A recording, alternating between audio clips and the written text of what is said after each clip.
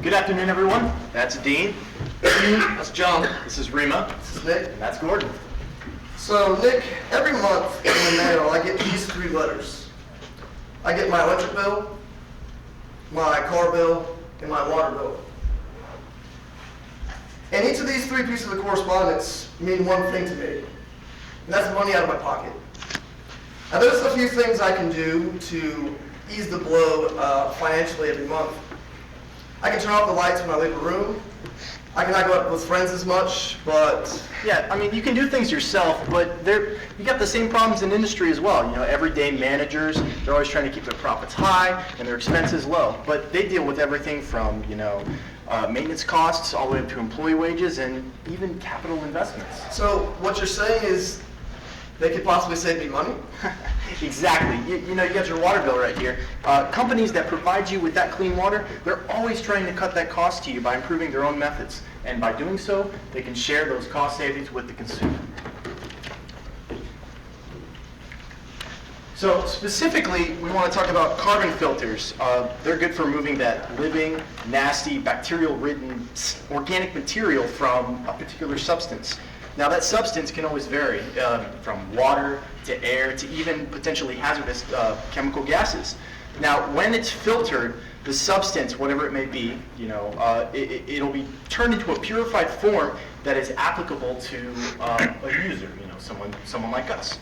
The filters themselves, you might ask, why a carbon filter? And specifically, those filters that contain carbon will be good because they are quite potent in something that's called its activated form.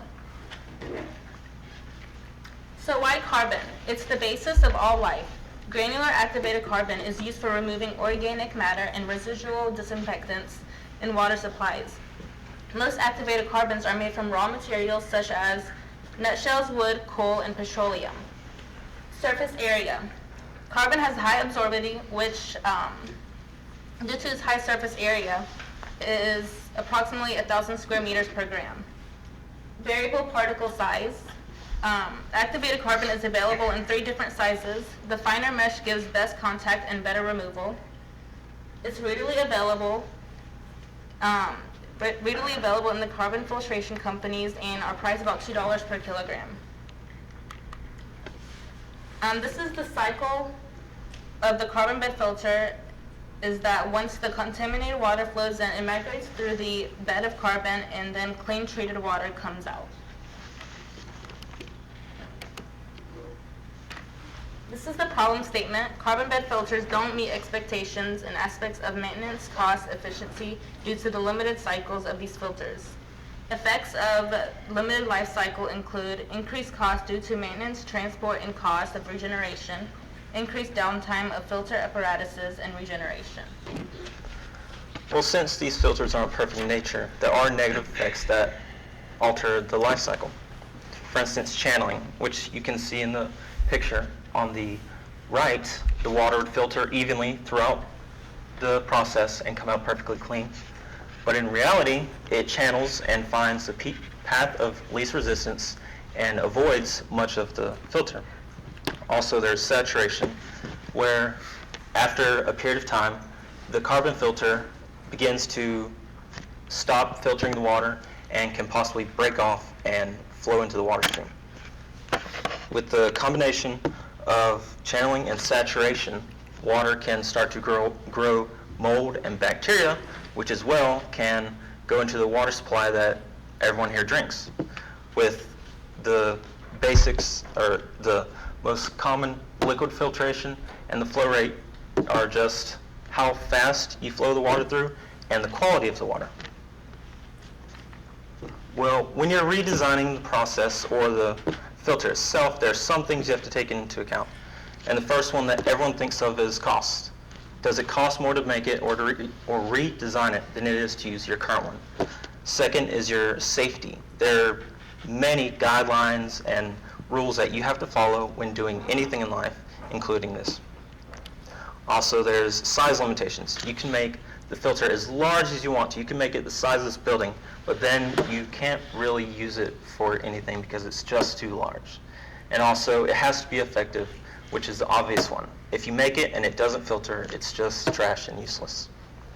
So the objective of our project is to work on the factors that John mentioned and improve the life cycle of the filter, the carbon. By doing so, we can cut down cost as well as cut down costs on consumers. To maintain the efficiency, since we're extending the life of the carbon, efficiency is going to be cut down as well. So we're going to have to work on keeping the efficiency up as we increase the life.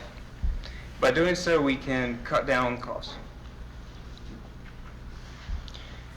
Now here we have our Microsoft project schedule. This is for the entire project. But today we want to focus on basically what's coming up in the next few weeks. Exactly, Dean. In the next week, we plan on generating alternatives independently and then meeting on Tuesday to discuss and present each of these alternatives to each other. After that, we've called Greenfield Utilities at their water treatment plant and talked to them and they've been nice enough to allow us to come into their facility and see carbon bed filters in action, in everyday action at their place. After that, we're going to get to actually talk to an expert engineer out there who deals with these things every day, and he's worked in the business for a long time, and so he'll be able to give us a lot of insight that we may not have been able to get from the internet as real life working every day with the actual plant.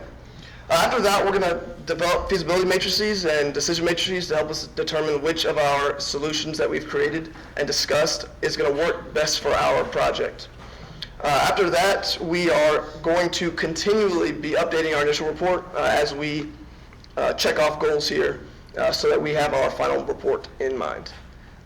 With that, is there any questions from the audience?